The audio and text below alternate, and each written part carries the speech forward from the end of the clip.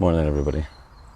Have you ever wondered why so many people show outstanding talent and aptitude in certain fields? Whether it's music, sport, academia or anything else, yet later on you find them doing a regular job which doesn't have anything to do with what they were so naturally talented for. Well, it's because their natural talent allowed them to automatically rise above everyone else in the field. And when they got to that level of talent that they were at, they levelled out, they gave up, they faded back into society because they didn't know what to do next. Morning, Francis. Why does that happen? Well, if you analyse most of these people, they decide to settle at different levels of success. Morning, Julie. Because they never thought that they were worthy of the higher attainment. This is the belief in themselves. No one was there to tell them what to do next. And most important, as soon as it became difficult, their natural talent got to them to the level that they were born at. Their why wasn't really big enough to pull them through to the next stage. And they gave up at the first hurdle. Morning, Craig. Morning, Louise.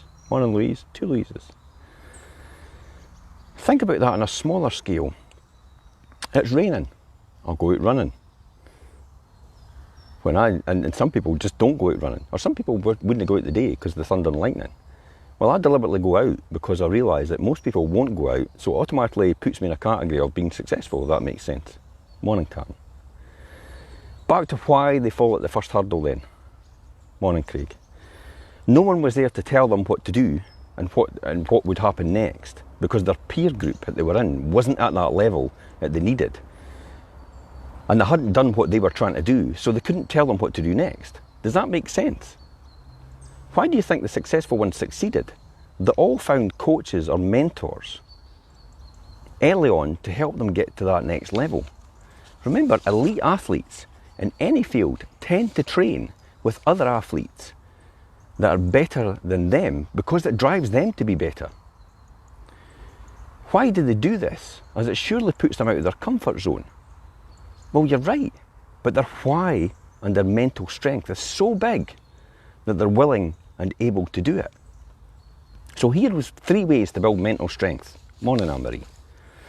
Read or listen, preferably reading as you retain a lot more information. Lots of books on your profession that you are wanting to go into, including books from people that are already successful in their life and field. We've spoken about some already in this process.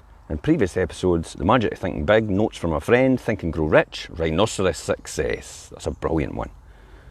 The Virgin Way, The Secret, and lots more. These types of books are often uplifting while demonstrating to you that everyone goes through some sort of adversity to get where they are.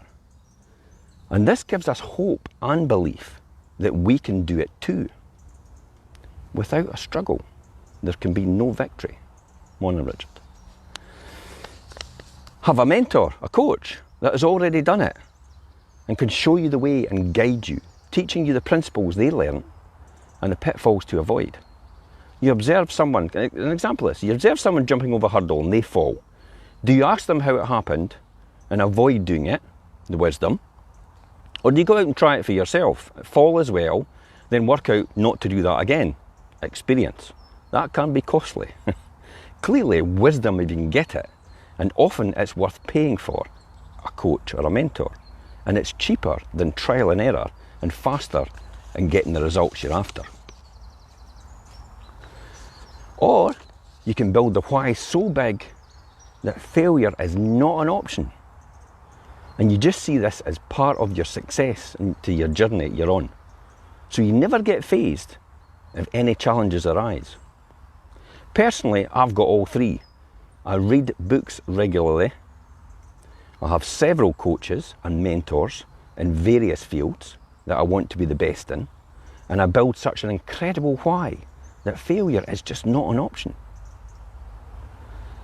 My why is so big that I often really pinch myself when I reflect back to where my thinking was before, about 30 years ago, and how I thought and what I believed to what I believe now.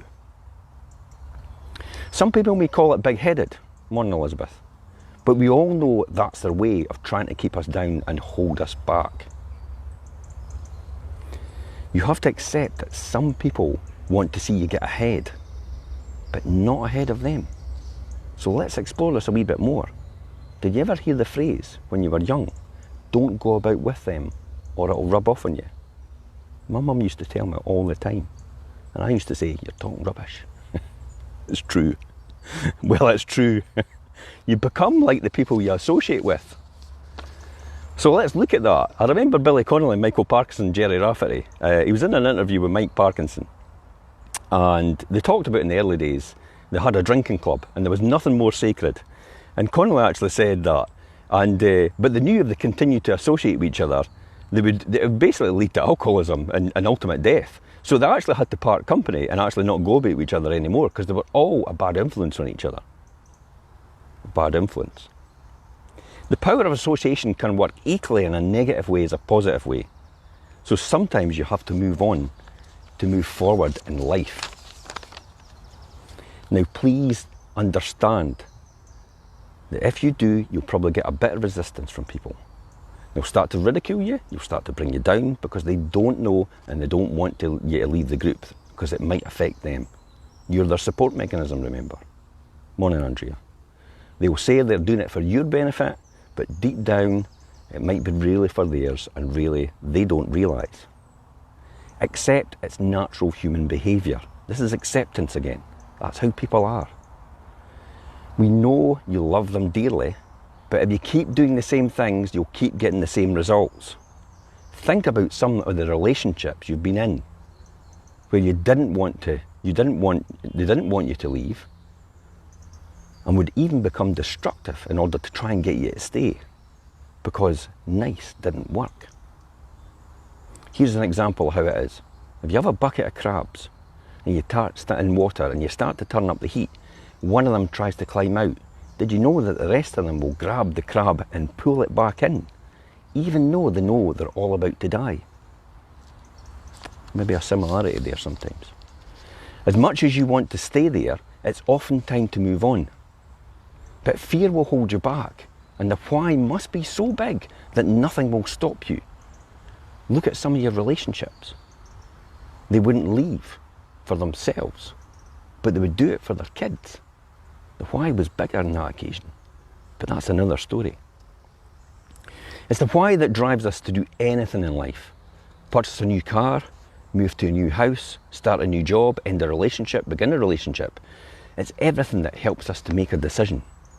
The how is just how it's done and has no emotive value.